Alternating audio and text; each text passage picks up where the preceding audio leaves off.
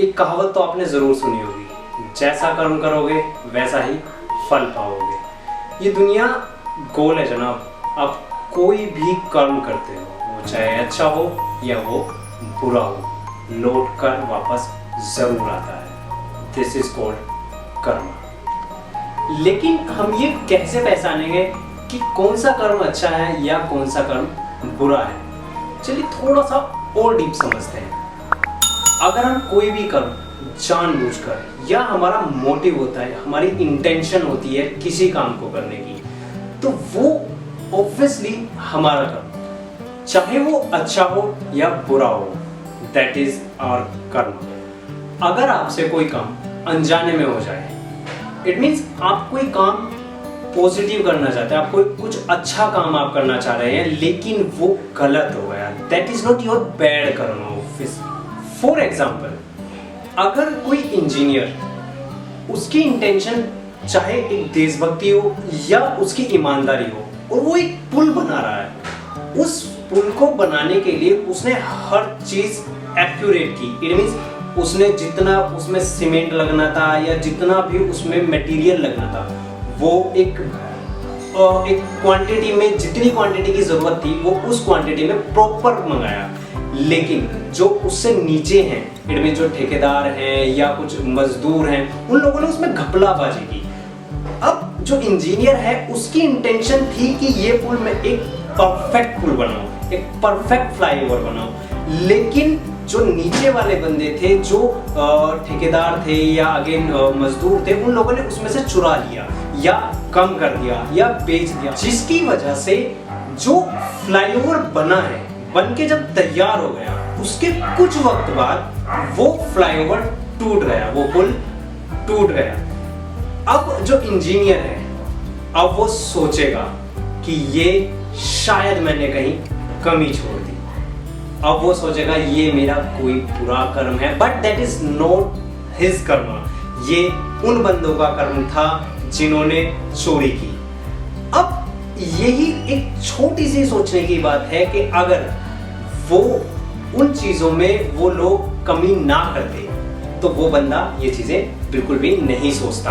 अब उसने ये चीजें सोची, लेकिन वो उसका बैड कर्म नहीं था, लेकिन उसको उन चीजों का भुगतान करना पड़ा। लेकिन किसी भी कर्म को करने से सिर्फ आप ही पर फर्क नहीं पड़ता है, या जिसने उस कर्म को किया है सिर्फ उसी पर फर्क नहीं पड़ता है, उन सभी पर उस चीज का फर्क पड़ता है। जैसे मैं एक एग्जांपल और आपको देना चाहूंगा।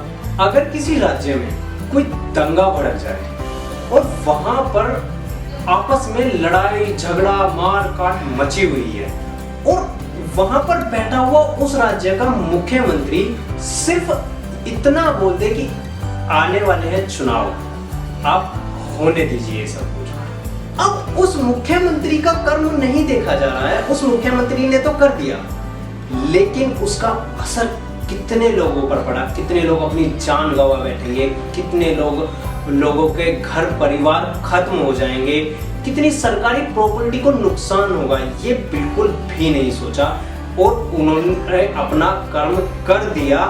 अब उसके बाद न जाने कितने लोगों को उस चीज का नुकसान झेलना पड़ेगा। सिर्फ इसी वे में अगर जब दंगा भड़का उसी टाइम पर एक एक्शन लिया जाता, तो उसका एक पॉजिटिव कर्म कहीं ना कहीं न जाने कितनी जाने बचा लेता, कितना नुकसान होने से बचा लेता।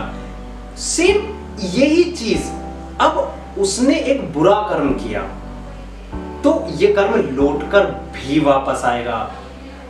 क्या होगा?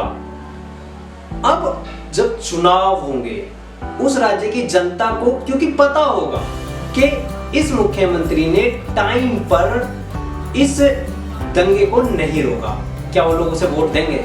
ऑब्वियसली नहीं देंगे, और इसका हट जाना अब उस मुख्यमंत्री को भुगतना पड़ेगा। अगर वो हारा, जो कि निश्चित है, तो वो उस हर जाने को भुगतेगा। इट मीन्स उसे मुख्यमंत्री पद से हटा दिया जाएगा, या वो हारने के बाद खुद ही ऑब्वियसली हट जाएगा। तो यही कर्म है। आप अच्छा कर्म करोगे, आप अगर दंगे को रोक लेते तो शायद आपको दोबारा मुख्यमंत्री बनाया जाता, और आपने दंगे को नहीं रोका तो शायद आपको मुख्यमंत्री पद से हटाकर किसी और को मौका दिया जाएगा। तो अगर आप एक अच्छा कर्म करेंगे तो आपको भी लौटकर अच्छा ही मिलेगा, आप बुरा कर्म करोगे तो आपको वो भी लौटकर बुरा ही कर्म मिलेगा। So guys, please do this regularly, the positive karma.